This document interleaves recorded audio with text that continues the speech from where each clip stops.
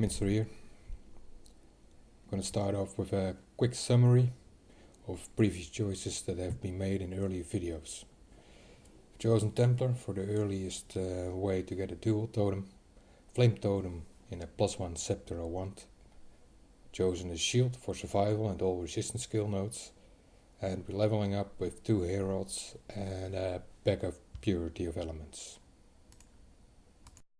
Continuing the 1 month league preparation with some mid-level testing. Arrived at level 47 and the minimum level where you can equip a +2 fire weapon is 44. My DPS increased significantly compared to a +1 weapon, but still the fire damage in the tree felt awkward.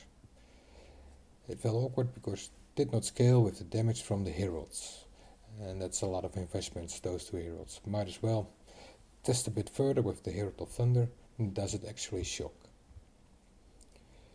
To try it out, I recrafted the weapon spell damage into added lightning damage for spells.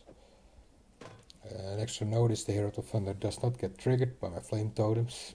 The skill clearly reads when you kill an enemy, so the gem combo with Curse on Hit doesn't work. At on level content I could not see any shocked targets, so I added elemental proliferation to spot shocked corpses on the floor.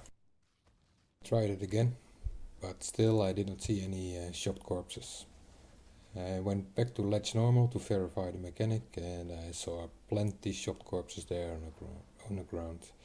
So that means doing less than 100 lightning damage without increased shock duration, without any significant increased chance to crit. That 100 damage is not enough to consistently shock.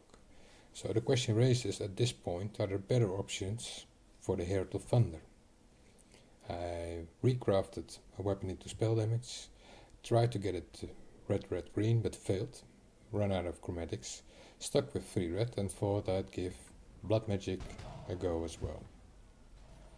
Surprisingly, I was not missing projectile speed that much. All went fine. Lost the option to swap faster projectile for slower projectiles.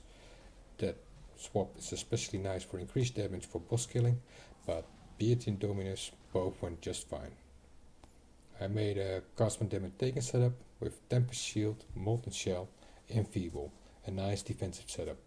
Not bulletproof, but it seemed to help a lot. Arctic Armor slows a lot of monsters getting close to hit me, so that might be a nice other option for the Herald of Thunder. At this stage of the game, DPS can take huge swings. With 4 extra skill points or 1 major gear improvement, you might do a lot more DPS. Or if you step down to a lower level area and pick up dual weapon mode. Cruel Act 4 is rather stagnant progression because the upcoming fights are clearly gear checks.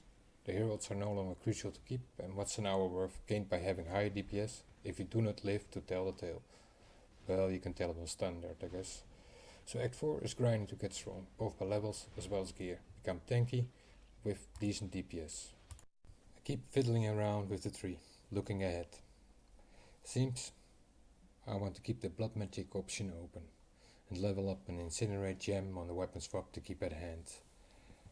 Blood magic is really nice for the clear mind jewel, and it removes the drawback of Infernal Mantle. ES doesn't combine too well with blood magic, since when you cast something or use a skill you take damage and it stops the ES from regenerating. So Infernal Mantle is still very questionable to replace a high armored Astral Plate at that point of the game. So this kinda wraps it up for mid-leveling.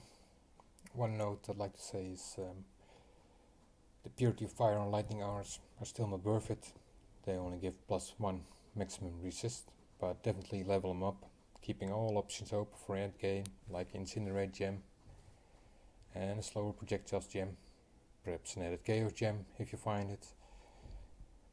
Keep all your options open for end game. How your build will develop really is determined by your drops along the way.